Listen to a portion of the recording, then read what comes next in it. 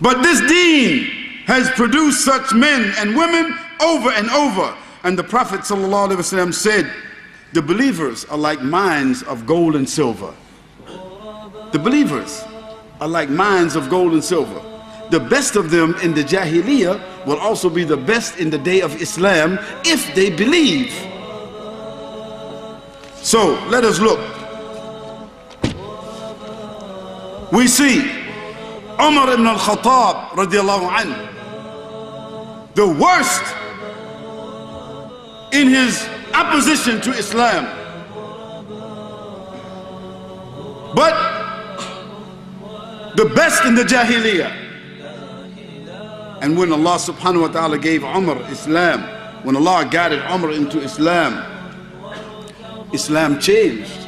The Muslim changed. No Muslims could speak about Islam publicly. No one could do it until Allah subhanahu wa ta'ala gave Islam to Umar. And after that Allah subhanahu wa ta'ala gave to Islam Hamza. These two men, Hamza and Umar, opened up the gates of Islam. And the kuffar who did not see Allah subhanahu wa ta'ala, they saw Umar, they saw Hamza. And Allah gave to the Prophet sallallahu alaihi wasallam and gave to this deen Umar and Hamza. Both of them, in their opposition, in their corruption. How many people did Umar kill? How many Muslims did he oppress? What kind of man he was? How many slaves did he beat? How many Muslims did he whip? Umar, this man, read his life and see how immediately how Allah subhanahu wa ta'ala changed his heart. How Allah changed the heart of Hamza, the womanizer, the drunkard, the man who lived by himself just to hunt and to kill and to fight. Hamza radiallahu anhu. When Allah touched his heart for Islam, subhanallah, no one had the heart and the courage like Hamza. Yet Hamza, he was not alim. He didn't have a lot of knowledge. What about Ubaydullah ibn al-Jarrah? What about Khalid ibn Walid? A man whom the Prophet ﷺ said, no woman have given birth to a man like Khalid ibn Walid. He meant in terms of his courage. He meant in terms of his ability to fight and to defend and his vigilance. It was said that Khalid ibn Walid, he would never sleep on the ground while he was out in the field. He let his soldiers sleep, but he slept on his horse. And it was said that Khalid ibn Walid, he had the courage of 10,000 men. 10,000. That if 10,000 Roman soldiers knew Khalid was coming with 100 men, they did not want to meet him with 100 men. 10,000. Allah gave to this religion men like Khalid, men like Ubaydullah ibn al-Jarrah, men like Hamza, men like Tariq ibn Ziyad, who went with an army to Spain. And when he arrived in Spain with his army, he took them up to the mountain. Not the big army, small army. He took them to the top of the mountain, and then he ordered the boats to be burned. And he told them, in back of us is the ocean, and in front of us is the enemy of Allah subhanahu wa ta'ala. What choice you want? We know that Tariq ibn Ziyad, with that small handful of men, he conquered the whole of Spain. Tariq ibn Ziyad was not an alim. He did not have much knowledge. But mashallah, Allah subhanahu wa ta'ala gave him love for this deen and commitment for this deen and iman.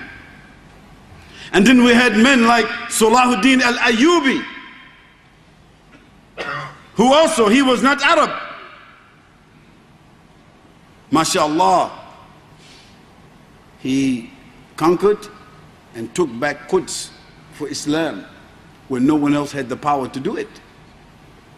Salahuddin al-Ayyubi, he was not alim. He was mujahid. And what about Umar al-Mukhtar? Umar al-Mukhtar, an old man who did not fight against the Italians until he was 71. And after being 71 years old, he fought the Italians on horseback, 47 battles. 47. After he was 71. And they had tanks, and all his soldiers had was horses. And what about Al-Khattab in Chechen? They also was riding horses, fighting against the Russians with their tanks, all their sophistication. And the sons of Khattab and the brothers of Khattab, they are still fighting those kafirs today. And with all their planes and all their tanks, they cannot overcome the iman of those soldiers of Allah subhanahu wa ta'ala. He also was not alim. He did not have that much knowledge. But he spent his time from the time he's 14 years old until he became shahid out in the ghazwa, fighting against the kuffar. And we have seen many others who we don't need to know to call their names, fighting for Allah against the kuffar, willing to die 100 times while we sleep, to allow us to rest and to enjoy our properties and our homes, to bring some dignity back to Islam. Some of them are still fighting today. Islam has always produced these kinds of people. We have seen the valor, the sacrifice, the commitment of individuals who themselves, they were not scholars. Although this Islam has produced the best scholars, and the scholars are our fathers. They are warithatul anbiya. Yes, they are. We must respect them. We must love them. We must make reference to them. We must protect them. We must rely upon them. But we must also know that Allah subhanahu wa ta'ala gave to this deen two kinds of people. The scholars and the students of knowledge who remained until the mujahideen came back. But this deen has been preserved on the inside by the ulama and the fuqaha and the students of knowledge. But this deen has been protected, it has been preserved, it has been made dignified, it has been made wide and known to the world by the mujahideen. And don't think that those who's dead, don't think that those who've been killed, that they are dead. Allah subhanahu wa ta'ala said, don't think like that. No, they are alive with Allah subhanahu wa ta'ala. Their souls are in the bellies of green birds that go around the throne of Allah subhanahu wa ta'ala like lamps until the day of judgment they will be released. These are the people that bring glory to this deen. Because if they did not, the scholars and the students of knowledge, they would not have any place to sit. They wouldn't have any place to sit. There would be no safety. There would be no dignity. These individuals who themselves were not scholars, they came from the worst conditions. They came from the worst of Jahiliyyah, but they brought dignity and victory for this deen. They place inspiration into the hearts of the young Muslims, inspiration into the heart and hope into the heart of the old Muslims.